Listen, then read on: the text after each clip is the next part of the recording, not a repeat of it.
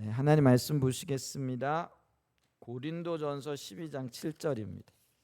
하나님의 말씀은 고린도전서 12장 7절.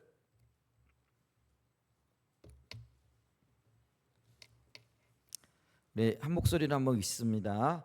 각 사람에게 성령을 나타내심은 유익하게 하려 하심이라. 아멘. 오늘 이 말씀을 가지고요, 성령의 나타남, 그래서 은사, 이런 주제를 가지고 좀 말씀을 나누기를 원합니다. 지금 이제 어떤 면에서는 우리가 그 하나님께서 행하고 계신 어떤 일들, 또 하나님께서 기도하고 의도하고 계신 어떤 교회들을 향한 열망들을 좀 살펴보고 있잖아요. 그래서 하나님께서 의도하신 교회가 어떤 교회냐라고 얘기했을 때 어두운 시대 가운데 대안을 제시해 줄 수 있는 공동체. 그래서 이 대안을 제시하기 위해서는 성도들의 삶 가운데, 교회 가운데 이게 매력이 있어야 된다라는 거죠. 그래서 사람들이 보고, 아, 교회가 이런 곳이구나, 하나님의 백성들은 이렇게 살아가고 있구나 하고 이렇게 부러움으로 볼 수 있는 것들이 있어야 된다라는 거죠. 동시에 그런 것들로 인하여 성도들과 교회 안에는 진정한 자유함이, 기쁨이 있어야 된다라는 것이죠. 이제 그걸 이제 우리는 요즘 이렇게 많이 듣는 용어로 주님이 원하시는 선교적인 교회 공동체가 되기를 원한다라는 거죠. 그래서 이걸 줄여보게 되어지면은 대한 공동체로서 매력적인 삶을 살아가는 선교적인 교회, 이게 하나님께서 지금 세우기를 원하시는, 그리고 기대하고 계시는 교회의 모습이라는 거죠. 근데 이런 교회, 선교적인 교회가 되어지기 위해서는 우리의 삶이 철저하게 십자가 복음에 토대해야 된다라는 거죠. 그래서 십자가 복음이라는 것은 하나님과의 인격적인 관계 가운데 서야 된다라는 것이고요. 그리고 이 인격적인 관계 가운데에서 성령께서 우리를 주도하심으로 하나님이 그 계획하시는 일들을 이루어내야 된다라는 거죠. 이걸 이제 다른 말로 얘기하면은 성령의 사역이 함께한다, 이렇게 우리가 성령의 사역이 이루어진다, 이렇게 표현할 수 있다라는 거죠. 그래서 다시 줄이면은요, 십자가 복음에 토대하여 성령이 함께하시는 그런 교회가 되어질 때, 혹은 그런 신앙생활을 하게 되어질 때에 하나님의 의도하셨던 교회가 되어진다라는 거죠. 그래서 우리가 복음에 관한 얘기는 많이 나누었고요. 물론 성령에 대한 이야기도 나누었어요. 근데 이런 이야기들을 해 나갈 때 성령의 역할이 굉장히 중요하다. 그래서 제가 몇 주째 성령 이야기를 지금 해 나가고 있잖아요. 그러면서 지난 주간에 이제 성령의 전체적인 어떤 성격을 이야기를 할 때에 칠중 성령에 대해서 이렇게 얘기를 했잖아요. 그래서 이 칠중 성령이라는 것이 성령이 7분이라는 것이 아니라 그 완전하신 성령님의 어떤 성향, 성격, 하시는 일들이 그 7 이름 가운데 담겨져 있다. 그래서 칠중 성령을 이렇게 나누었죠. 이제 그러면서 오늘 좀 보기를 원하는 건 뭐냐면은, 이제 성령이 두 가지 일을 하고 계신데요. 하나는 뭐냐면은 우리 안에서 우리의 성품과, 쉽게 얘기하면 인격을 빚고 계시다라는 거죠. 이게 부지런히, 그걸 우리가 내적 성령의 역사라, 이렇게 이야기를 한다라는 거죠. 그래서 우리 안에서 십자가의 복음이 구체적으로 형성이 되어지고 또 이루어지도록 우리를 인도해 가시는 거죠. 그래서 십자가의 복음이 주님과의 친밀한 관계라 그랬잖아요. 그래서 관계를 통해서 우리의 성품을 빚으시고 또 건강한 인격으로 자라나도록 역사하고 계시다라는 거죠. 그래서 그 주님이 우리 안에서 지금 어떤 일들을 해가고 계세요? 예를 들면은 말씀을 생각나게 하시고요. 그 다음에 또 책망하기도 하시고요. 그리고 또 이렇게 거룩을 향한 열망을 가지게 하시기도 하시고요. 그 다음에 우리 뭐 육체의 소욕 있잖아요. 뭐 마음대로 뭐 살고 싶은 그런 마음들이 있는데 그렇게 살아서는 안 돼 하면서 이렇게 때로는 경계하기도 하시고 경고하기도 하시고, 혹은 또 어떤 면에서는 좀 더 나가게 되어지면은 징계하기도 하시고, 이런 일들을 하시잖아요. 그러면서 네가 그렇게 살아서는 안 되는 이유는 뭐냐? 네가 바로 하나님의 자녀이기 때문에 그래. 그래서 우리 안에서 성령님께서 뭐 하고 계시다고요? 내가 하나님의 자녀인 것과 성령의 인도를 따라 살아가야만이 진정한 복이 있고 생명이 있다라는 것들을 깨우쳐 주신다라는 거죠. 뿐만 아니라 우리가 그렇게 살아가기를 열망하지만은 우리가 그렇게 살 만한 힘과 능력이 없잖아요. 그러니까 성령이 어떻게 하시는 거예요? 우리의 연약함을 도와주신다라는 거죠. 그게 은혜인 거죠. 그래서 우리로 하여금 열매를 맺게 하시고 또 이게 열매를 맺어가는 과정과 열매들을 통하여 또 하나님의 몸된 교회를 섬기기도 하시고 또 우리의 역할 중에 하나가 성령과 연합하는 것도 있지만은 교회 지체들로 하여금 또 지체와 지체의 연합, 그러니까 하나됨의 어떤 놀라운 일들을 이루어가게 하시는 멋진 일들을 지금 해가고 계시다라는 거예요. 근데 그 일을 누가 하신다고요? 내 안에 계신 성령님이 지금 하고 계시다라는 거죠. 감사하죠. 그리고 그 성령님을 기대하고 성령님을 바라보고 교제하면서 이런 멋진 일들을 이루어갔으면 참 좋겠어요. 근데 또 하나 성령이 하시는 일이 뭐냐면은요, 일이 되게 하는 일들을 하신다라는 거죠. 이제 그걸 우리가 다른 말로 외적인 성령의 역사라 이렇게 얘기를 하는데요. 그건 다름이 아니라 우리 삶의 그 일들, 이걸 이제 사역이라 이렇게 얘기를 하잖아요. 사역, 거꾸로 얘기하면 역사라는 게 어떤 일들이 이루어지는 것, 이런 것들을 얘기를 하죠. 그래서 하나님의 일이 하나님 일 되게 하는 것, 이제 이런 것들을 이루어 가시는 일인데, 근데 그걸 어떻게 해 나가시느냐? 은사를 주셔서 우리로 하여금 그 일을 해 나가게 하신다라는 거예요. 그래서 우리가 아까 그 내적인 영역, 십자가의 복음의 영역이고 친밀한 교제의 영역이라 그랬잖아요. 그거는 이제 많이 다루었어요. 그럼 은사의 영역, 그것도 다루긴 했지만은 다시 한번 좀 살펴보는 것이 필요하겠다 싶어가지고 오늘 은사의 영역, 그러니까 성령의 외적인 은사, 외적인 역사인데 그게 은사로 임하는 거죠. 그래서 그 은사들과 관련되어진 말씀들을 좀 나누기를 원한다라는 거예요. 자, 그래서 가장 먼저 우리가 볼 것은 첫 번째 뭐냐면 성령의 나타남으로 사역을 감당해야 된다라는 거죠. 성령이 나타남, 그러니까 우리가 은사를 이해할 때에 이게 조금 있다가 다시 설명되어지겠지만은 이 은사가 두 가지로 이렇게 나타나기도 하고 이해되어지기도 한다라는 거죠. 그러니까 은사가 뭐냐? 이게 카리스란 말이에요. 그러니까 이게 선물이라는 뜻도 있는데 은혜의 선물이라는 이런 뜻이 있거든요. 근데 이게 하나님이 주시는 거란 말이에요. 근데 이게 어떤 의미가 있느냐면은 그게 그 소유적인 개념이 있어요. 그러니까 우리가 은사를 타고난다라고 이렇게 얘기를 하잖아요. 근데 요거는 뭐냐면은 재능 혹은 우리가 가지고 있는 성품들, 그러니까 이 성품들이 어떤 거냐면 어떤 사람은요 특별히 이렇게 긍휼의 마음이 뛰어난 사람이 있어요. 그러니까 이 마음에요. 또 어떤 분은 보면은요 특별히 이게 사랑이 충만한 사람들이 있어요.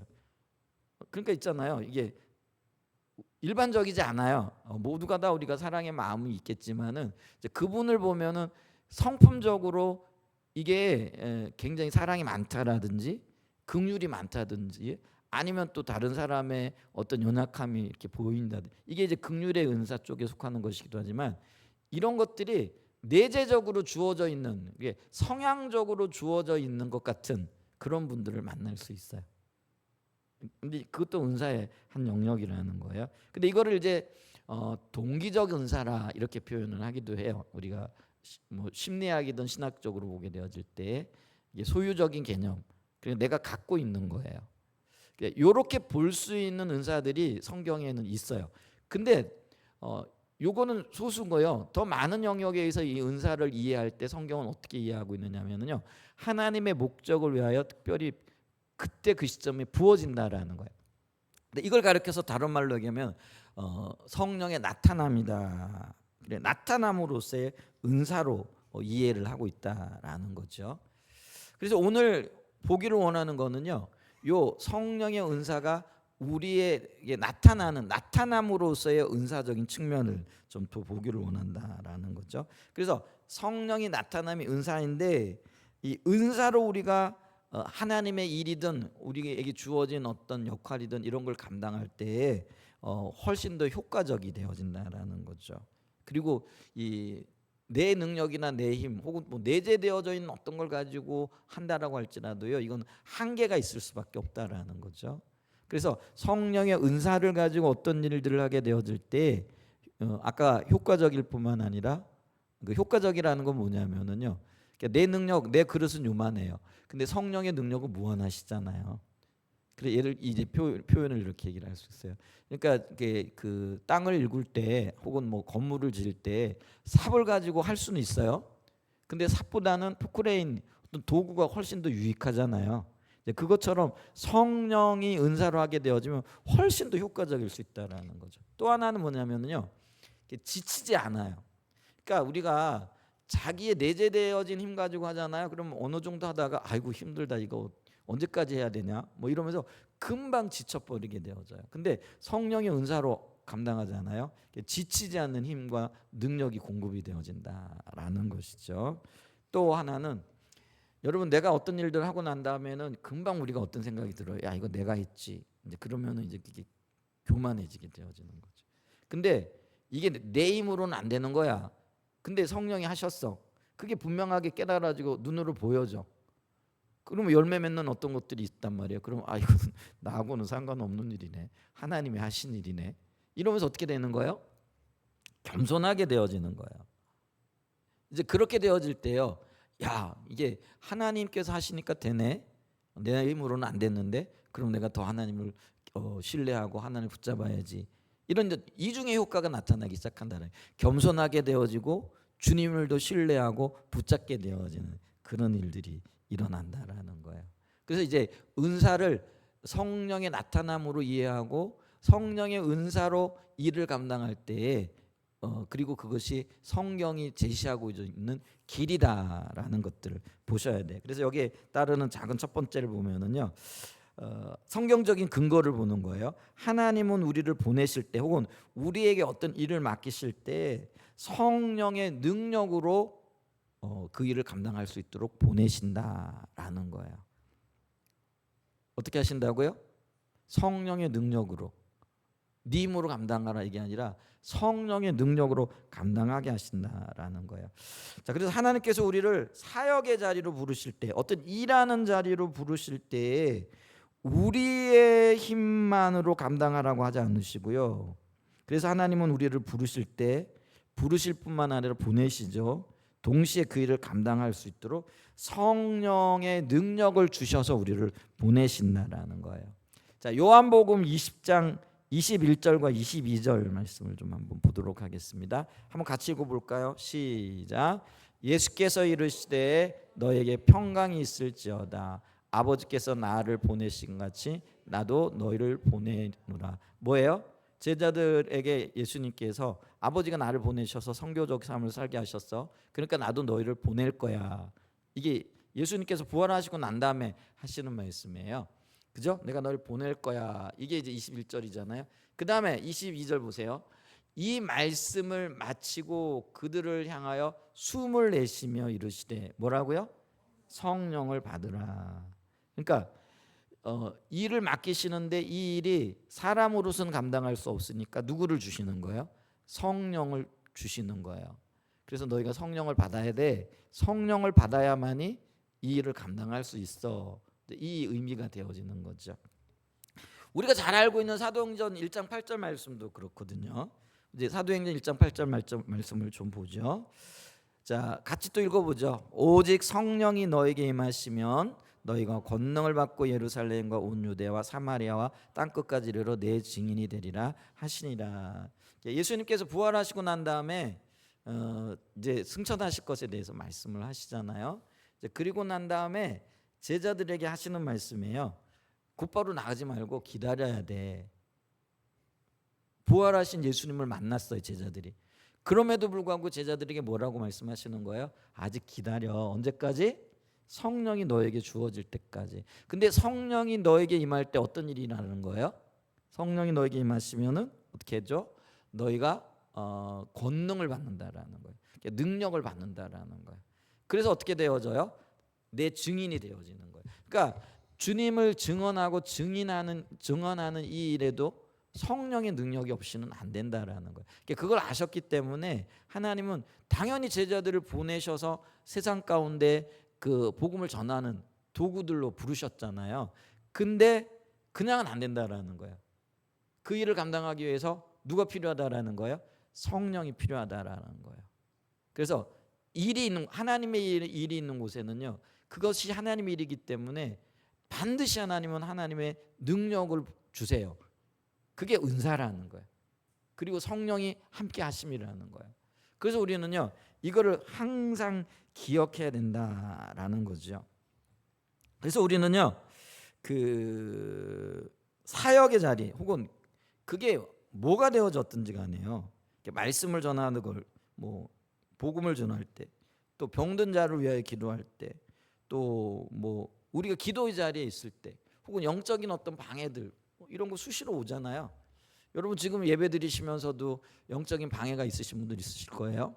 다른 생각들이 막 들어오고, 또 해야 될 어떤 분주한 뭐 일들이 막 떠오르고, 막 말씀에 집중하지 못하게 하는, 그게 육신적인 피곤함일 수도 있고요, 또 어떤 정신적인 우리의 마음의 어떤 혼돈일 수 있어요. 이게 정함이 없는 마음일 수도 있다라는 거예요. 근데 그 마음을 누가 붙잡고 흔드느냐면요, 사단이 흔든다라는 거예요. 근데 그게 영적인 역사라는 거죠. 그래서 여러분 있잖아요, 우리가 그런 걸 인식할 수 있어야 돼. 근데 그걸 그대로 내버려 두면 안 된다라는 거예요. 근데 이런 일들이 있을 때 이것도 하나님의 일이기 때문에 우리는 어떻게 되는 거예요? 성령님을 의지해야 된다라는 거예요. 그래서 내적인 성령의 역사뿐만 아니라 외적으로 일하시는 성령께서 더 활발하게 일하실 수 있도록 그분을 주목하고 바라보고 그분이 일하실 수 있도록 길을 내드려야 된다는 거예요. 환영합니다. 주님, 어둠을 몰아내 주세요. 내 복잡한 생각들 주님 예수 그리스도의 이름으로 파합니다. 이렇게 해야 되는 거예요. 그게 우리가 성령이 일하실 수 있도록 길을 내어드리는 거라는 거예요. 아멘. 한번 따라서 해볼까요? 나사렛 예수 그리스도의 이름으로 명하노니 예배를 방해하는 모든 어둠들은 떠나갈지어다. 혼돈들은 끊어질지어다. 내 머리는 더 맑아질지어다. 여러분 있잖아요, 혼돈이 올 때 머리가 좀 어지럽고 막 이렇게 뭐라 그럴까요? 판단이 잘 안 서고 막 이럴 때 있잖아요. 그럴 때 이렇게 해보세요. 그럼 성령이 일하실 수 있는 길을 내어드리는 거라는 거예요. 여러분 그게요, 별거 아닌 것 같죠? 뭐 그런 일이 있을 것 같죠? 아니요.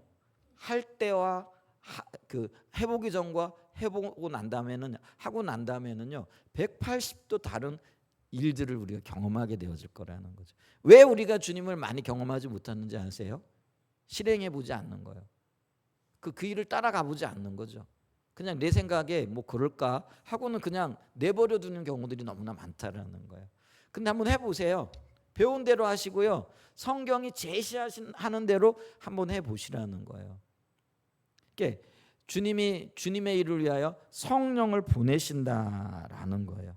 그래서 우리 교회가 세워지는 이 일도요, 그리고 우리 교회 안에 성도들이 정말 믿음의 사람들로 정말 하나님의 능력으로 세워주는 이 일에도요 성령님의 능력이 필요합니다.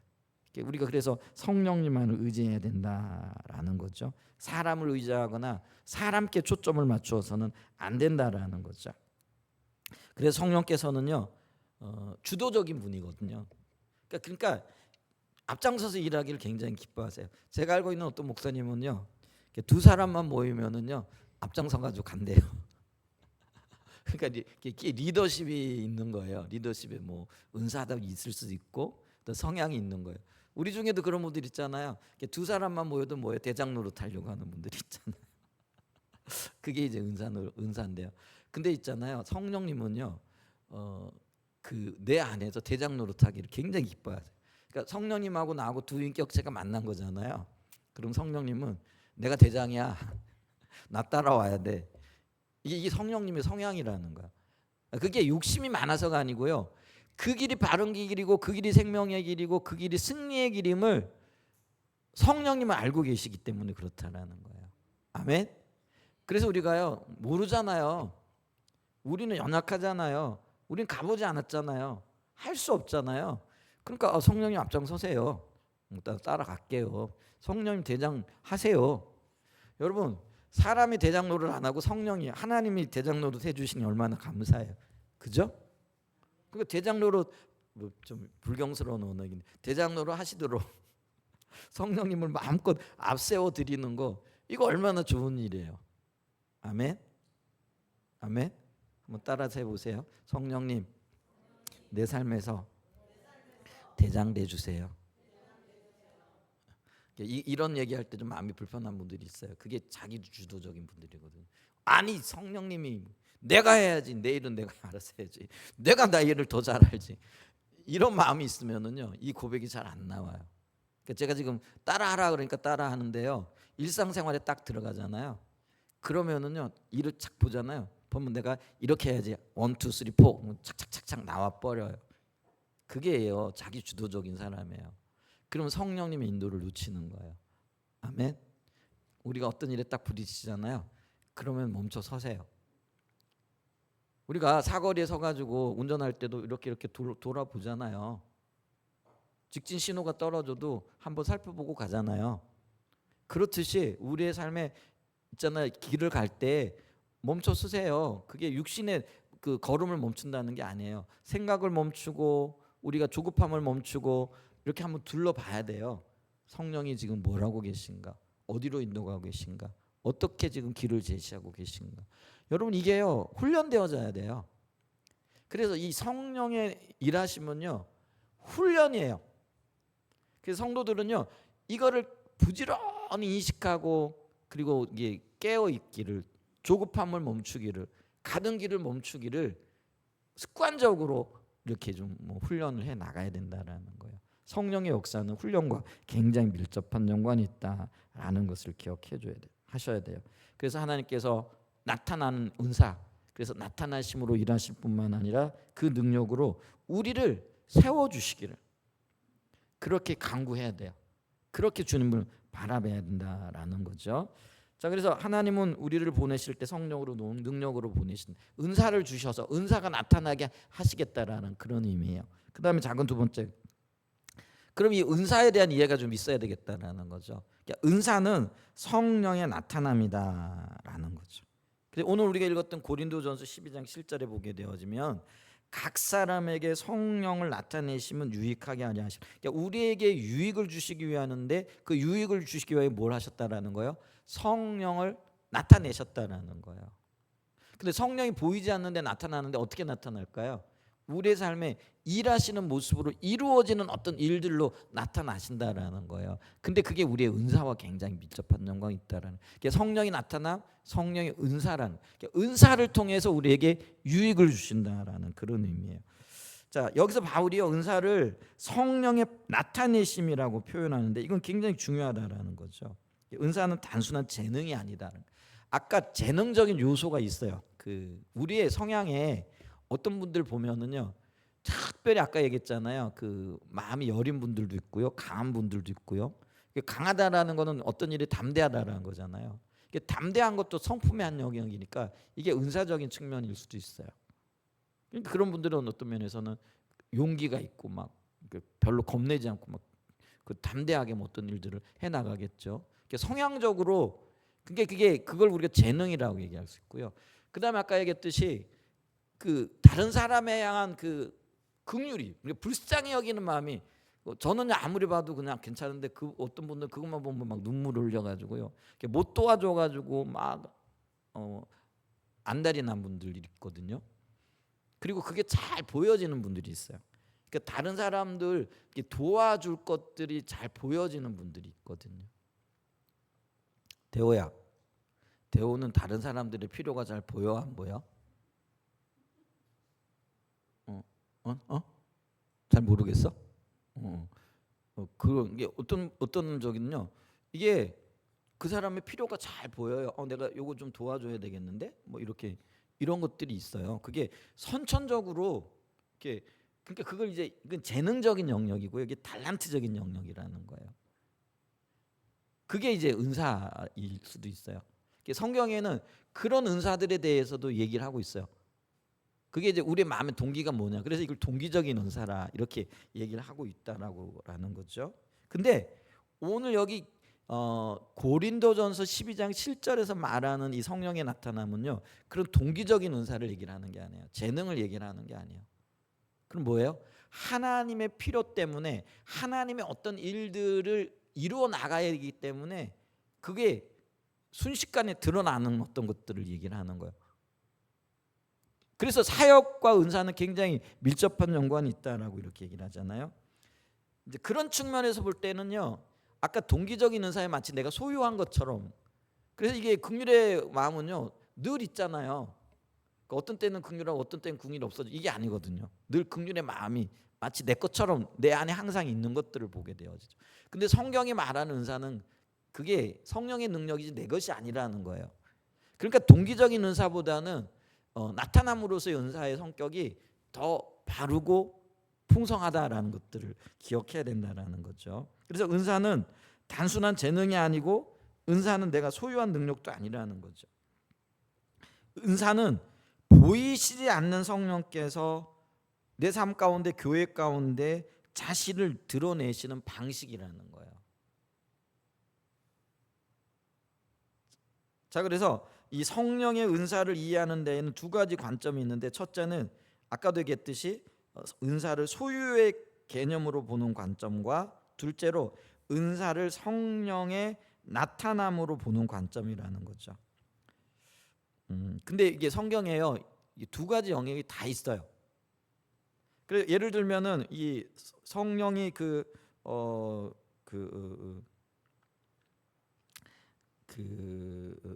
소유의 개념으로 볼 수 있는 본문 말씀이 어디냐면요, 로마서 12장 6절 말씀이에요.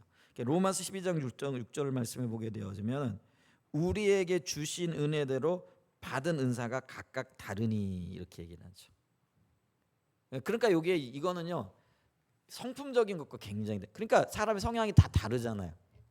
그러니까 아까 얘기했잖아요. 그 용감한 사람, 담대한 사람 있는가 하면 좀 소심한 사람이 있고, 그럼 담대한 사람은 뛰어난 사람이고 소심한 사람은 덜 뛰어난 사람이냐? 그건 아니라는 거예요. 그러니까 특징에 맞게 하나님께서 그걸 주셨다라는 거예요.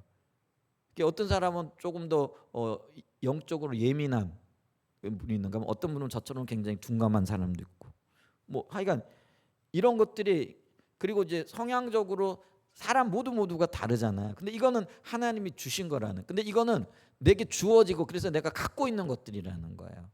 자, 그런 개념에서 볼 때 조금 더 이제 로마서 12장 6절 이하를 보면은요 좀 더 보는 게 필요할 것 같아요, 여러분들. 제가 로마서 12장도 이게 은사에 대해서 이야기를 하고 있거든요.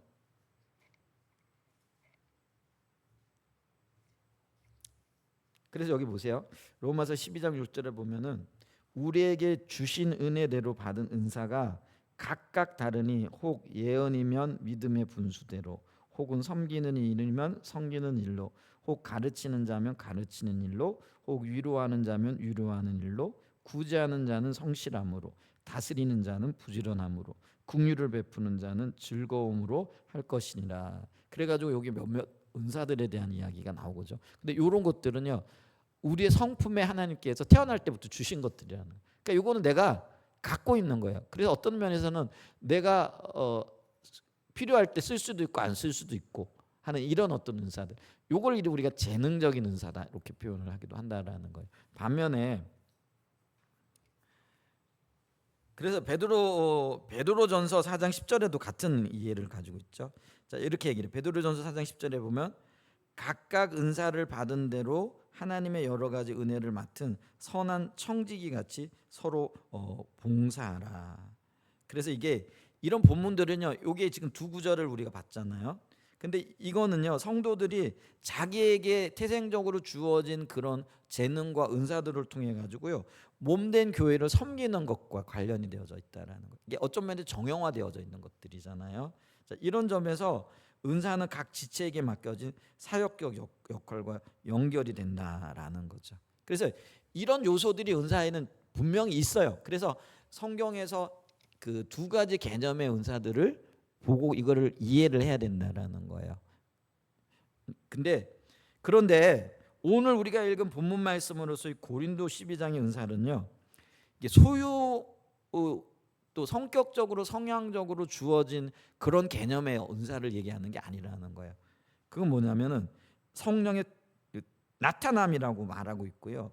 그러니까 이것은 다른 말로 얘기하면 은사가 단지 내 안에 고정적으로 소유된 능력이 아니라 성령께서 필요에 따라서 교회의 유익을 위해 주권적으로 나타내시는 역사라는 의미가 있다라는 거예요. 자, 그래서 이 두 가지 개념을 다 이해해야 될 뿐만 아니라, 그러면서 우리가 일반적으로 우리가 은사를 이해할 때 이 나타남으로서의 은사에 대해서 좀 더 초점을 둬야 된다라는 거예요. 왜냐하면은 세 번째로, 작은 세 번째로, 우리가 소유의 개념으로서의 은사가 있지만은 소유의 개념으로만 은사를 이해할 때 생기는 문제가 있다라는 거예요. 자, 그래서 이 소유의 개념으로 이해하게 되어질 때 이런 문제들이 생겨요. 첫째는 뭐냐면은 각 성도는요, 거듭날 때 하나의 은사를 내재적으로 받는다라는 거예요. 근데 여러분 보세요. 우리가 성도들을 볼 때 은사가 한 가지만 있는 분들 없잖아요. 여러 가지가 있거든요. 근데 거기에 대한 설명이 잘 안 된다. 나타날 때 보면 여러 가지 은사들이 동시에 나타나기도 하고, 또 여러 가지 은사가 한 사람에게 나타나기도 하잖아요.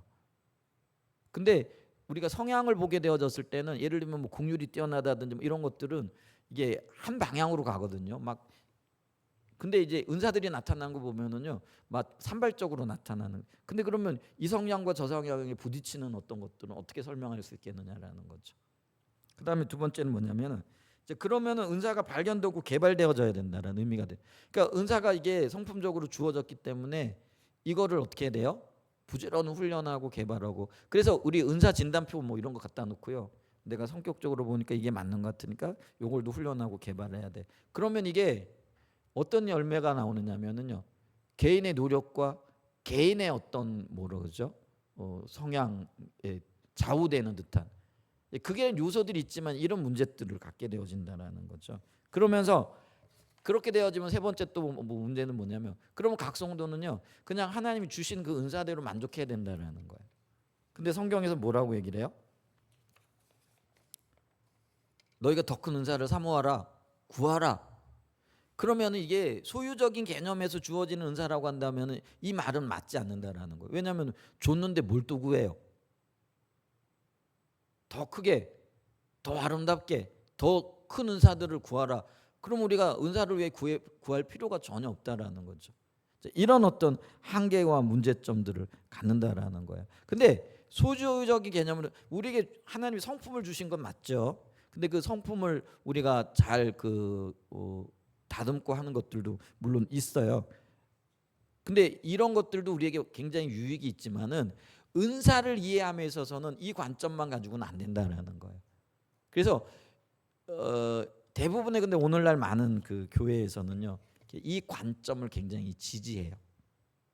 그래가지고 이미 주어졌는데 좋은 성품 가지고 주님 잘 섬기면 되지, 뭐 그렇게 유난을 떠냐, 뭐 은사 이미 그 성경 시대에 끝났는데 이미 하나님께서 주신 거 있지 않냐, 근데 뭔 또 더 유난을 떨고 기도하고 뭐 또 은사가 나타나야 된다고, 뭐 은사를 따라 해야 된다고 뭐 이러냐, 이런 이야기들이 나오고 있다라는 거죠.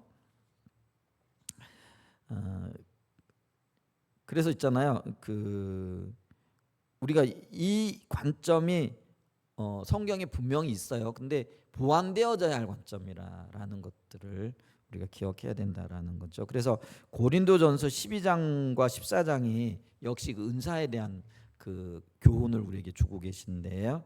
고린도전서 12장 20절 27절에 보게 되어지면은요, 이런 말씀이 있어요. 너희는 그리스도의 몸이요 지체의 각 부분이라. 그래서 이런 아까 그 소유적인 관점만으로는요, 고린도전서 12장과 14장에서 얘기하고 있는 은사에 대한 부분들을 충분히 설명해 낼 수가 없다라는 거죠. 왜냐하면 고린도전서 14장을 보면은요, 성령의 은사가 모임 가운데 다양한 방식으로 나타나거든요. 고린도전서 14장 26절에 보면은 이렇게 얘기를 해요.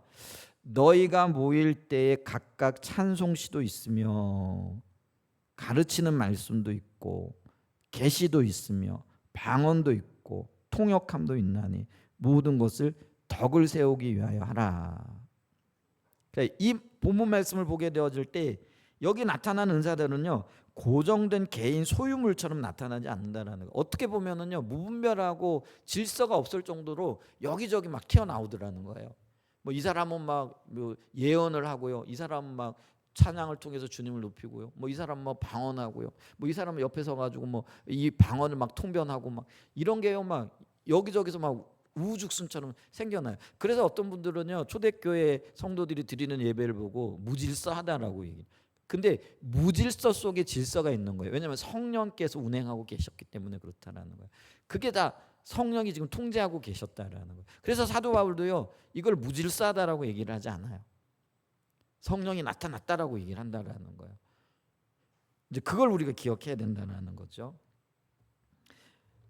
그래서 이 은사를 내가 가진 것으로, 그러니까 소유 개념으로서만 이해하게 되면은요 은사에 대해서 굉장히 수동적이고 소극적인 자세에 머물 수 있다라는 거예요. 그러니까 이거예요. 나는 이 은사만 사용하면 돼. 나는 은사가 없으니까 그거 안 해도 돼. 예를 들면 보세요. 그러니까 병든 사람이 있으면 병든 사람을 위하여 기도하는 거는요. 내가 은사가 있는 사람만 해야 될 거예요? 아니면은 모든 성도들이 해야 될 일이에요? 근데 이 소유의 개념으로 보게 되면요. 나는 병 고치는 은사 없어. 나는 그런 거 받지 않았어. 그러니까 기도를 안 한다라는 거예요. 근데 요거를 이제 나타남으로 볼 때 병 고치는 병이 든 사람이 있어. 그러면은 기도하는 거는 성도의 의무잖아요. 그러니까 기도하는 거예요. 그러면은요. 성령께서 그 기도를 통해 흐르면서 병이 치유되어지는 거예요. 그러니까 성령이 나타나는 거예요. 그게 은사인 거예요. 이런 이해를 지금 하고 있다라는 거예요. 그래서 성경은요. 은사가 없냐? 그러면 더 큰 은사를 사모하라 이라고 얘기를 하잖아요. 근데 고린도전서 12장 31절 보세요. 이렇게 얘기를 하거든요. 고린도전서 12장 31절에 보면 너희는 더욱 큰 은사를 사모하라. 그러면 내가 가장 좋은 길을 내게 보이리라. 하나님의 길, 하나님의 방법들을 보이시겠다라는 거예요. 고린도전서 14장 31절도 이거예요. 사랑을 추구하며 신령한 것들을 사모하되 특별히 예언을 하려고 하라. 이렇게 얘기죠. 사랑도 은사고요. 신령하는 것들 보는 것도 은사예요. 근데 여기 보게 되어지면 특별히 예언을 하려고 하라 그래. 근데 이 예언이요 뭐 어떤 의미냐면 다른 사람들을 바른 길로 제시하고 바른 길을 제시하고 이끌 수 있는 어떤 은사와 관련이 되어진 거예요. 그러니까 모든 은사가 사람의 유익을 위한 것이지만은 바른 길을 제시해 줌으로써 이 사람을 더 아름답게 세우는 그 일들, 성도들을 더 세우는 그 일들을 더 사모하고 그 일을 구하라라는 거예요. 그래서 특별히 예언을 하려고 하라. 그래서 사랑의 은사도 좋고 신령한 것들 사모해, 기도해. 근데 더 기도할 건 뭐예요?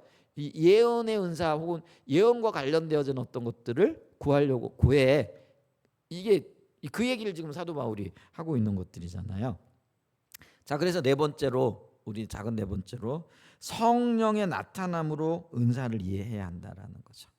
그러니까 두 개념의 성령의 은사가 있었어요. 하나는 소유 개념이고 하나는 나타남의 개념인데, 그래서 우리가 성경적인 관점에서 요 두 개 개념이 다 있고 그게 다 유익하지만은 우리가 이해할 때는 나타남으로서의 은사를 개념을 더 중요하게 여기고 가지고 있어야 된다라는 거죠.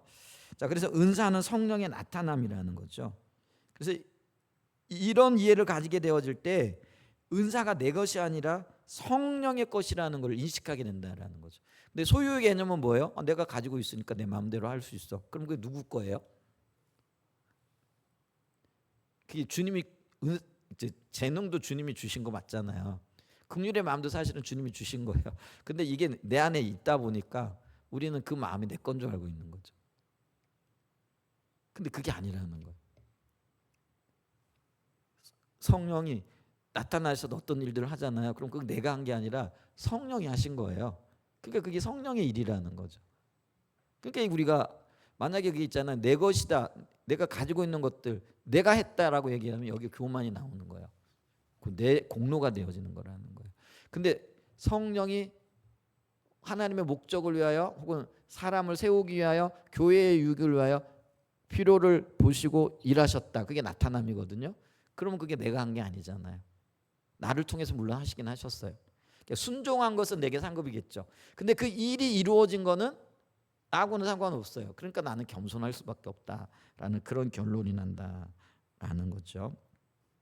그래서 이 성령의 은사는 내 것이 아니에요. 성령의 것이에요. 그래서 성령께서 하나님의 일을 위해 필요한 순간에 필요한 방식으로 나타내시는 은혜예요. 은혜가 성령의 능력과 관련이 되어지잖아요. 자, 그래서 고린도전서 12장 11절에 보면은요. 자, 이 모든 일은 같은 한 성령이 행하사 그의 뜻대로 각 사람에게 나누어 주는 것이니라, 이렇게 얘기를 해요. 한 성령이 각 사람에게 나누어 주어서 그 일을 행하게 한다라는 거죠. 그래서 은사는요, 마치 우리 많이 들었을 거예요. 오케스트라에서 지휘자의 손을 따라 움직이는 울려 퍼지는 여러 악기들과 같다라는 거예요. 악기가 스스로 연주를 주도하는 것이 아니라 지휘자의 손에 반응할 때 전체 음악이 아름답게 이루어진다. 여러분, 오케스트라에 지휘자가 없으면 어떻게 될까요? 조화가 없게 되어지죠. 막 중구난방이겠죠. 막 자기 소리 더 크게 내겠다고 막. 여러분 있잖아요. 교회 안에 성령이 역사하시지 않으면 어떻게 될까요? 성도들이 자기들이 다 자기 잘났다고 자기 소리를 막 여기저기서 막 웅성웅성하게 되어지고 큰 혼란이 일어나잖아요. 근데 성령이 오케스트라의 지휘처럼 요때는 탬버린 제가 생각나는 게 탬버린밖에 없어가지고 요때는 뭐 이러면서 딱딱 짚어주잖아요. 근데 그게 전체적으로 이 지휘자의 손에 의해 가지고 아름다운 조화를 이루는 하모니를 내잖아요. 소리를 내잖아요. 그러니까 성령이 지휘자가 되셔야 된다는 거예요. 우리 안에, 교회 안에 성령이 지휘자가 되셔야 됩니다. 목사도 안 해요. 아니면 교회에 힘 있는 어떤 사람도 안 해요. 어떤 교회는 가보니까요, 제가 지난주에 굉장히 슬픈 이야기를 들었어요. 어떤 장로님이 목사님을 쫓아냈대요. 그러니까 주인이 누군 거예요? 성령님도 아니고요, 그 장로님인 거예요. 그 참 너무. 근데 그런 일이 지금 비일비재하잖아요. 그러면 뭐 장로님만 목사를 쫓아내냐? 아니요, 목사님도 목사님을 쫓아내더라고요. 어떤 교회는 그 교회에 힘 있는 원로 목사님이 뭐 자기 입맛대로 이렇게 뭐랄까 표현이 좀 그래요. 용서하세요. 목회자를 청빙을 했어. 근데 자기 말을 잘 들을 줄 알았더니 안 들어. 그러니까 힘 있는 원로 목사님이 쫓아내기도 하고, 이런 일들이 비일비재하게, 그래 그것 때문에 교회가 나뉘기도 하고 이런 일들이 일어나잖아요. 그게 왜 그래요? 그 교회 지휘자가 지금 누가 되어 있는 거예요? 사람이 되어져 있죠.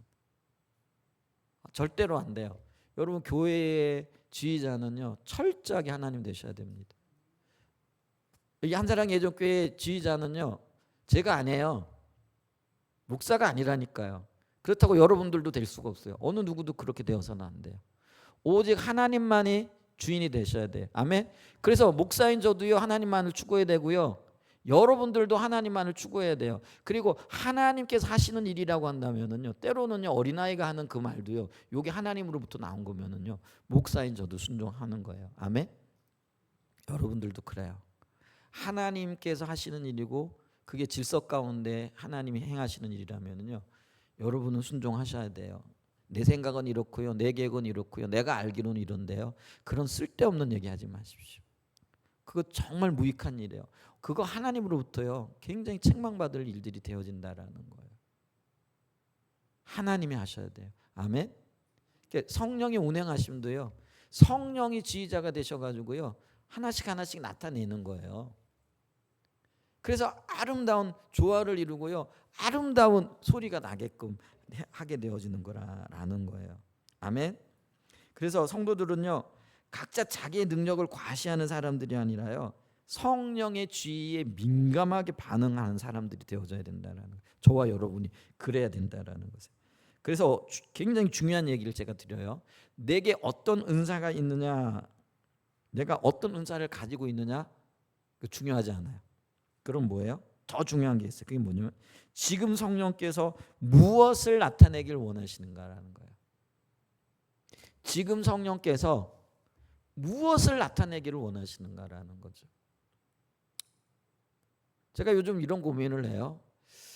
지금 하나님께서 우리 한사랑 예전교회 성도들에게, 또 저에게 가장 필요한 메시지가 뭐지?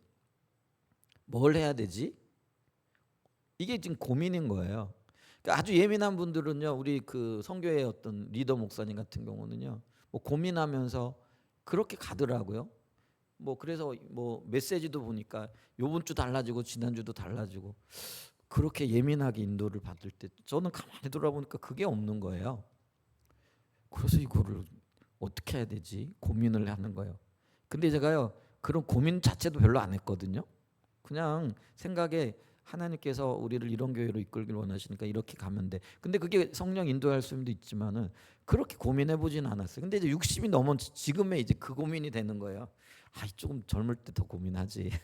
더 젊을 때 그런 게 더 비춰졌으면 더 좋았을 텐데. 근데 그때는 그게요 별 생각이 없었어요. 아, 그때도 리더들은 그렇게 가고 있더라고요. 그래요, 가나보다 난 잘 따라가면 되지. 근데 이제는요 가만히 생각해 보는 거예요. 우리 교회에 지금 절실하게 필요한 게 뭐지? 어떤 메시지가 선포되어져야 되지? 뭘 전해야 되지? 이게요 깜깜한 거예요. 그래서 고민이 되는 거예요. 그래서 이게 있잖아요. 그래서 이제 이거 뭘 해야 되지? 뭘 해야 되지? 그러면서 지금 성령께서 우리를 어떻게 인도하고 계신가? 그냥 생각이 대로 그래 이거 좀 나눠야 되겠다 이렇게 하고는 있는데 조금 더 분명하게 주님께서 우리 교회가 이제는 어디로 가야 될지 어떻게 해야 될지 뭘 나눠야 될지 이게 좀 더 보여줬으면 좋겠어요. 기도해 주세요 여러분. 그게 우리가 가야 될 길이잖아요. 아, 전체적인 그림이 안 보이고 비전이 안 보인다 이게 아니에요. 비전이 있지만은 그 비전이 이루어가는 어떤 영역에 있어서 구체적으로 하나님이 지금 이 순간에 그래서 지금 주님이 뭘 나타내기를 원하시느냐라는 이 메시지 가운데 하나님은 어떤 하나님을 나타내기를 원하시느냐라는 거예요. 그게 보여져야 되고 그게 나눠져야 되는데 그게 정말 깨어있지 않으면은요 그냥 두루뭉실하게 넘어가는 수밖에 없는 거죠. 그게 안타까운 거죠. 여러분을 위해서 저를 위해서 교회를 위해서 좀 많이 기도해 주시길 부탁을 드리겠습니다. 그래서 있잖아요. 지금 성령께서 무엇을 나타내기를 원하시는가? 이게 내가 지금 어떤 은사를 가지고 있는지 아까 얘기했던 소유적인 은사 뭐 이런 것도 있고요. 뭐 아니면 내게 주도적으로 나타나는 은사가 있어요. 그러니까 하나님께서요. 이제 나중에 은사의 역할을 보게 되어지면은요. 이 은사가 그 뭐랄까 자주 나타나는 분들이 있어요. 이런 일들이 직무가 맡겨지게끔 되어져 있거든요. 역할들이 맡겨지게끔 되어져 있는데 그러니까 그런 것들이 자주 나타나면 아 이게 주도적으로 주님이 은사를 내게 주신 영역이 있구나 이게 분명하게 있어요. 근데 그럼에도 불구하고 그게 중요한 게 아니라 뭐가 중요하다고요? 지금 주님이 무엇을 하기를 원하시는가라는 거예요. 아멘. 그러니까 주님이 하기를 원하시면은요 어린아이의 기도를 통해서도요 귀신이 쫓겨나는 거예요. 병이 치유되어지는 거예요. 그러니까 나는 이런 은사가 없는데 이게 아니고요. 저 사람을 위하여 기도하여 주기를 원하는 하나님의 마음과 성령의 그 마음을 보게 되면은요. 그냥 손 얹고 기도하는 거예요. 그러면 나 때문이 아니라 주님의 원하심 때문에 치유가 되는 거예요. 말 한마디에도 치유될 수 있어요. 주님 치유하셨습니다. 제가 아까 서두에 기도 요청하고 또 함께 기도했잖아요. 제가 일면식도 없는 분 그 이제 뭐 임종하신다고 이제 미독하다고 기도해달. 옛날 같으면은요 제가 그거 안 할 거예요. 아니 그거 거기 있는 분들이 알아서 해야지. 그런 안타까움이 있으면 해야지. 아마 제가 그랬을 거예요. 근데 제가요 한마디 말 그냥 기도하는 그것 때문이라도 성령은 일하실 수 있잖아요. 저는 상황을 잘 모르잖아요. 그러니까 제가 기도 안 한다는 게 그게요. 그분의 형편도 모르고 지금 전혀 모르는 분이잖아요. 근데 갑자기 전화 와가지고 기도해달라 그러면 그게 쉽게 기도가 나오겠네. 그게 제가 성향상 그런 게 힘든 사람이라는 거예요. 그래서 뭐 나빠서가 아니라 그런 걸 힘들어하기 때문에 그런 걸 잘 못한다라는 거예요. 그러면 대부분 그런 걸 사양한다라는 거예요. 제가. 근데 성령의 행하신 거 일하심을 보게 되어지니까 제 한마디 말 한마디 기도 내 마음대로 살아온 게 죄예요. 이게 들려졌을 때 그게 비춰질 수도 있잖아요. 그래서 주님 내 마음속에 들어와 주세요. 이렇게 기도하는 그게 깨달아질 수도 있잖아요. 그러면 이제 성령이 일하시는 거죠. 그러니까 지나가는 한마디 말이지만은 누군가에게는 그게 생명의 말이 될 수도 있잖아요. 그게 성령이 역사하잖아요. 그러니까 제가 요즘은요 웬만하면 순종하려고 해요. 그러니까 제 아내가 저를 굉장히 이제 이런 제가 소극적이 있으니까요. 어떤 때는 이렇게 눈치를 보잖아요. 그게 얘기해봐야 야단만 맞겠다 싶을 때가 있거든요. 그래도 감사하게도요. 그래도 꾸준히 요구를 하거든요. 이게 적극적인 면이 있는 거예요. 그러니까 제가 어쩔 수 없이 했던 것도 많아요, 사실은. 근데 지금은 그게 어쩔 수 없어서가 아니라 그게 성령이 하실 수도 있고 일하시니까. 그러니까 지금 성령이 뭘 하고 계신가? 이게 중요하다라는 거예요. 아멘. 그래서 이렇게 지금 성령께서 뭘 하기를 원하시는가 하면은 그때 성령께서 지혜의 말씀을 주실 때가 있고 또 지식의 말씀을 주실 때도 있고 또 믿음의 강력한 역사를. 여러분 이게 믿음이 연사로울 때는요 불가능한 게 가능한 것처럼 보여져요. 그랬잖아요. 저 사람 나을 거야. 지금 죽어가고 있는데 볼 때 저 사람 나을 수 있을 것 같아. 나을 것 같아. 그럼 뭐 기도하는 거죠. 그게 강력한 믿음이 이게 성령의 은사로서 믿음이 있고요. 주님과 동행하는 삶으로서의 신뢰하는 믿음이 또 따로 있어요.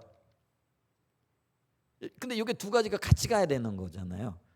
이런 영역들을 우리가 봐야 된다라는 거죠. 그러므로 병고침이나 능력을 행함으로 역사하실 때 성령께서 그런 일들이 있다라는 거죠. 그러면서 또 예언이라든지 또 분별이라든지 통변이라든지 이런 것들을 통해 가지고요 교회를 세우실 때가 있다라는 거죠. 그게 지금 주님이 그 일을 하기를 원하신다라는 거죠. 중요한 거예요. 자, 그 예를 하나 들어볼게요. 5번째인데 사도행전 13장에 보면 성령의 나타남으로 하나님의 일이 이루어진 거예요. 복음이 증거되어졌어요. 그래서 지금 성령의 나타남으로 하나님의 역사가 일어난 한 예예요. 사도행전 13장 그러면은 여러분 지금쯤 생각나셔야 되는데 그곳에 등장하는 교회가 어떤 교회예요? 안디옥 교회잖아요. 세계 선교를 처음 시작한 그 안디옥 교회에서 바나바와 바울이 선교사로 파송되잖아요. 근데 그들이 처음 갔던 데가 어디예요? 구브로섬이에요. 지금 거기가 어디? 우리 지금 말로는 무슨 섬인데? 하여간 구브로섬이에요. 여기 굉장히 끼쭉하게 나 있는 그런 섬인데, 하여간 거기 이제 그 구브로섬에 바보라는 지역에 이렇게 가게 되어져요. 근데 그곳에서 누구를 만나느냐면은 총독 서기오 바울을 만나요. 근데 그가 이렇게 귀가 열려 있어가지고 하나님의 말씀을 듣기를 원했잖아요. 근데 누가 방해해요? 박수무당 엘루마가. 그러니까 이게 총독의 그 신임을 받고 있는 사람이었어요. 그러니까 요즘도 그런데요. 정치인들 옆에 누가 있어요? 점쟁이들이 있어요. 이게 참 제가 충격적인 일인데 미국 같은 그런 큰 나라에서도요. 그러니까 대통령이나 이런 사람들은 뭐 우리가 그 취임할 때 선서를 할 때도 성경 위에 손 얹고 뭐 선서한다 우리 이런 좋은 얘기를 듣잖아요. 근데 부정적인 얘기들은 뭐냐면은 그들도 어떤 일을 결정할 때요. 이게 뭐랄까요? 뭐 서양점 이런 거 있죠. 이런 걸 친다는 거죠. 아주 그 나쁜 일인데. 그러니까 근데 통치자들 옆에요. 왜냐하면 그게 통치자들도 굉장히 큰 압박을 받잖아요. 자기들의 어떤 선택 이런 것들이 엄청난 결과를 몰아오잖아요. 그러니까 이런 압박들을 해소하기 위한 그리고 책임을 면하기 위한 어떤 그런 방안들로 이런 뭐 점장이들이라든지 이런 거 사람들 옆에 두고 있는 거예요. 그러니까 예언자들을 옆에 두고 그들을 조언을 받으면 얼마나 좋을까요? 그러니까 히스기야 왕 같은 경우는 옆에 누가 있었어요? 이사야 선지자가 있었잖아요. 그래서 이 히스기야가 굉장히 좋은 왕으로 기억될 수 있었던 이유 중에 하나도 옆에 누가 있느냐가 따라 다르거든요. 히스기야가 처음부터 하나님 중심적인 사람이었냐? 성경을 보면 그렇지 않아요. 그도 왕에 등극하고 난 다음에 어떻게 해요? 애굽으로 막 사신을 보내가지고 우리 이거 좀 위기를 극복해야 되겠다 막 이렇게 하거든요. 이제 그럴 때 이사야가 등장해가지고 뭔 헛짓거리 하고 있느냐 뭐 이러면서 굉장히 야단을 치면서 이렇게 끌고 가는 거예요. 그러니까 그래도 이사야는요 히스기야라는 히스기야 왕은요 이사야라는 좋은 하나님의 사람을 옆에 두고 있었기 때문에 그가 하나님의 길을 갈 수 있었던 거예요. 지금 우리나라도 그렇잖아요. 대통령 곁에 누가 있느냐가 굉장히 중요한데 지금 그런 은혜가 이렇게 굉장히 필요해요. 근데 이 총독도 옆에 누가 있었다고요?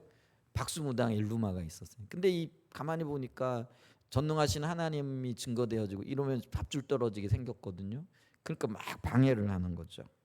자 보세요. 사도행전 13장 8절이에요. 총독을 믿지 못하게 방해했다라 그래요. 자 사도행전 13장 8절에 보세요. 이 박수 엘루마는 그들을 대적하여 총독으로 믿지 못하게 힘쓰니, 이거는 단순한 의견 차이가 아니었다는 거예요. 그러니까 복음이 전파되는 현장에 영적인 방해자로 그가 섰다라는 거예요.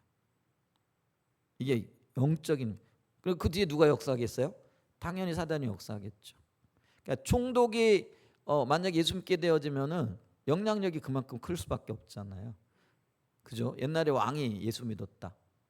여러분 우리가 사도행전 8장에 보면은 그 이디오피아의 네시가 그 빌립 집사에 의해 가지고 구원받잖아요. 근데 그 집사의 영향이 네시의 영향력이 그 재무장관이었다 이렇게 표현하거든요.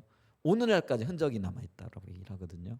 이디오피아가 지금도 이게 기독교의 흔적이 굉장히 많이 남아 있는데 그게 이 네시의 영향력이었다 이렇게 얘기를 해요.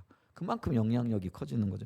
그러니까 사단은 어찌하든지 그걸 방해하려고 해요. 근데 그 방해의 선봉장에 선 게 엘루마였다라는 거죠. 그랬더니 사도행전 13장 9절에 보세요. 바울이라고 하는 사울이 성령이 충만하여 그를 주목하고, 이 표현은요 바울이 자기 안에 있는 어떤 능력을 자기 마음대로 사용했다라는 게 아니에요. 은사가 내 것인데 이 은사를 가지고 사용했다 이런 의미가 아니에요. 그 순간에 성령께서 바울을 충만하게 하셨고요. 바울은 이때 임한 성령의 능력으로요 복음을 방해하는 영적인 세력을 분별했다라는 거예요. 그리고는 하나님의 권세로 선포해요. 바울이 가지고 있었던 능력이 아니라는 거예요. 성령이 임하셨다라는 거예요. 그랬더니 사도행전 13장 10절로 보세요. 10절을 보세요. 사도행전 13장 10절로 보세요. 같이 한번 읽어볼까요? 이르되 모든 거짓과 악행이 가득한 자요 마귀의 자식이요 모든 의의 원수며 주의 바른 길을 굳게 하기를 그치지 아니하겠느냐. 11절 보세요.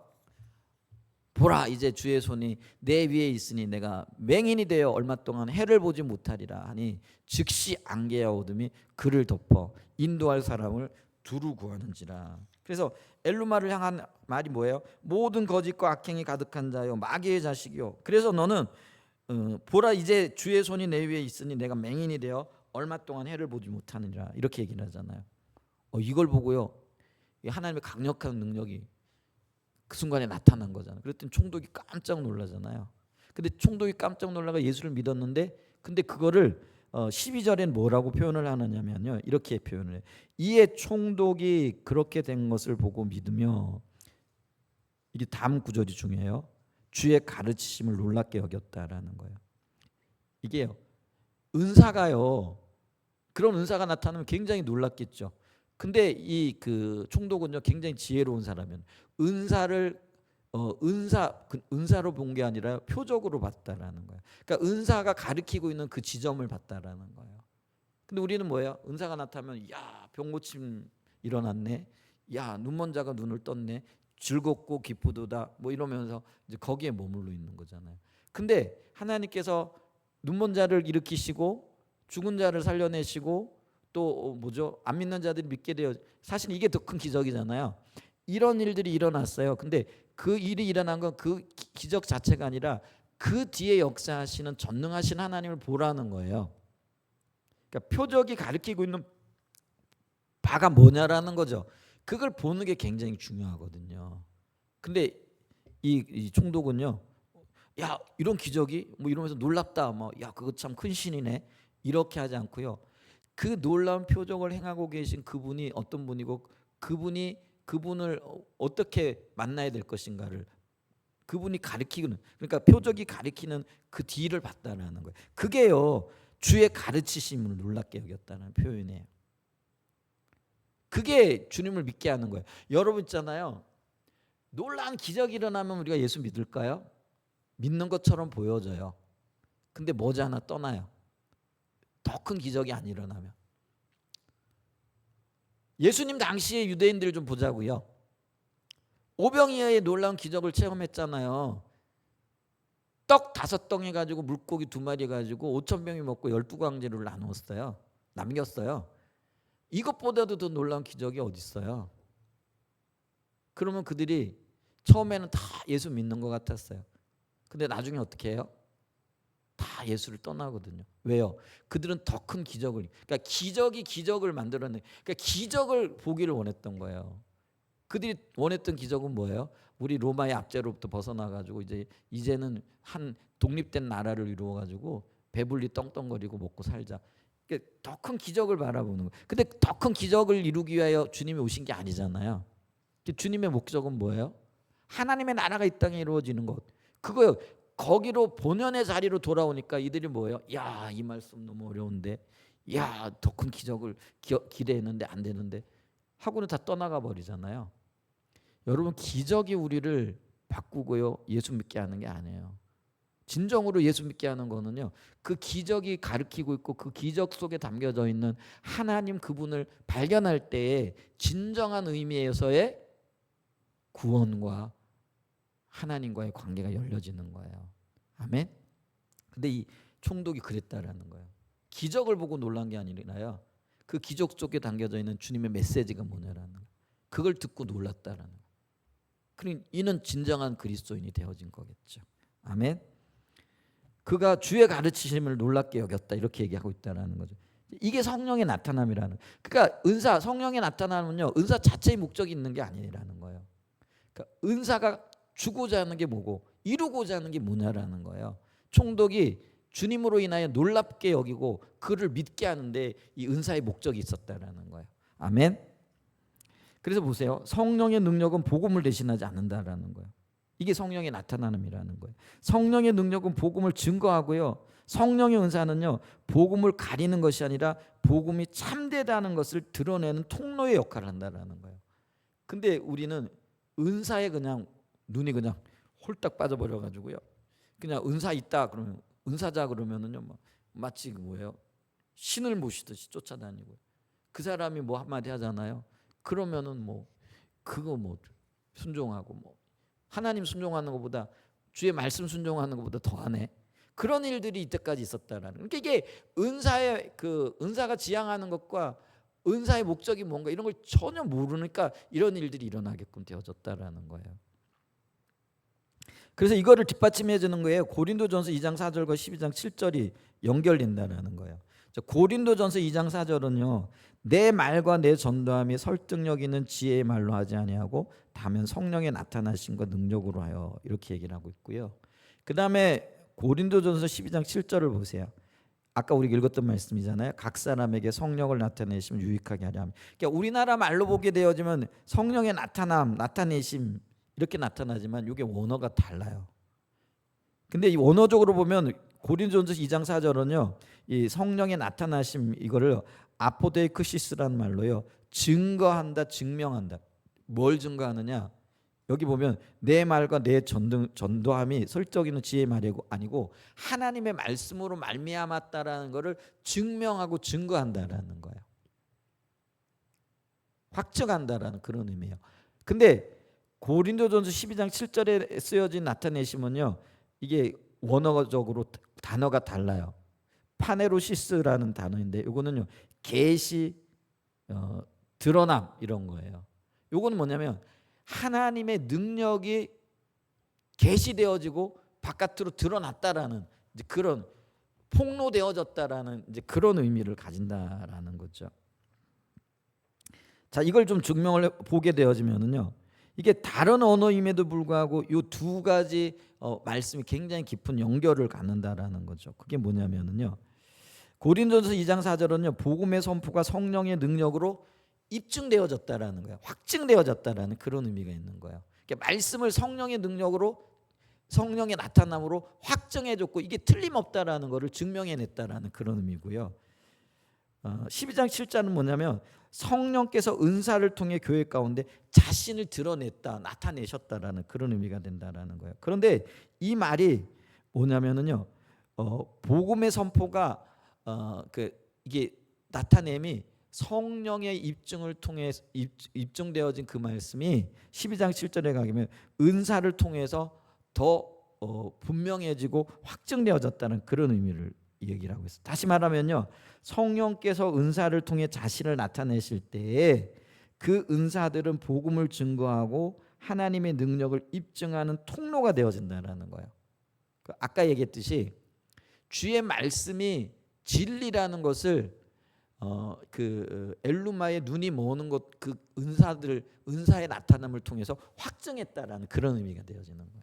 그러니까 이게 사용되어지는 단어의 의미는 다른데 긴밀하게 연관되어진다라는 지금 그 얘기를 하고 있다라는 거죠. 그러므로 성령의 나타남으로 사역한다라는 것은 능력만 구하는 것이 아니라 성령께서 복음을 증거하시고 교회를 세우시고 사람을 하나님께 돌이키게 하시는 통로로 자신을 내어드리는 거라는 거죠.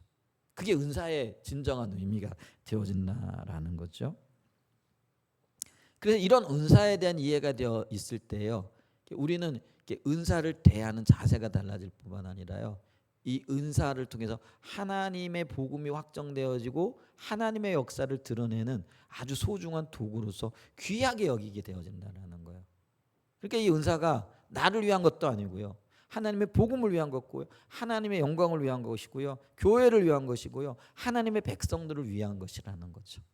그러니까 이게 우리가 은사를 사모해야 된다는. 그리고 그러면서 은사를 행하는 자세와 태도에 있어서도요, 이게 성령의 나타남이기 때문에 절대로 교만하거나 그리고 그곳에 우리의 시선을 빼앗겨서는 안 된다라는 그런 결론을 가지고 온다라는 거예요. 그러니까 우리의 교회가 그 주님이 원하시는 선교적인 공동체로 세워져 그런 우리의 어떤 필요성이 있고 하나님이 그렇게 인도하시는데 거기에 중요한 역할을 하는 게 성령이라고 그랬잖아요. 그래서 성령이 두 영역입니다. 우리의 내적에서 성품을 다듬으시는 것과 주의 일이 진실이요 진리라는 걸 나타내는 은사로서 우리에게 나타남으로써 확정해 주는 역할이 있다라는 거죠. 이런 이해들을 토대로 우리가 은사들을 좀 봐야 돼요. 그래서 이 동기적인 은사, 그러니까 소유의 개념으로서 주어진 은사, 우리 성품이 있어요. 그것도 좀 살펴봐야 될 것이고요. 이제 그 다음에 나타남으로서의 은사가 어떻게 나타나는가 이런 것들도 한두 주에 걸쳐서 조금 더 자세히 살펴보면은 여러분들에게 또 저에게도 굉장히 도움이 되고요. 교회가 어떤 방향으로 나가야 할까에 대해서도, 그리고 어떻게 도움을 받고 하나님 인도를 받을까에 대해서도 어떤 길이 보여지지 않을까 싶습니다. 그래서 우리가 성령의 통치 가운데, 왜냐하면 지금은 성령 시대잖아요. 성령이 주도적으로 일하시고 대장이신 성령께서 앞장서고 계시단 말이에요. 그래서 우리가 성령을 따라가면서 주님의 뜻을 이루어가는 그런 귀한 은혜들, 귀한 역사들을 이루어내는 믿음의 교회, 믿음의 사람들 될 수 있기를 예수님의 이름으로 간절히 축복하고 축원드립니다. 아멘. 네.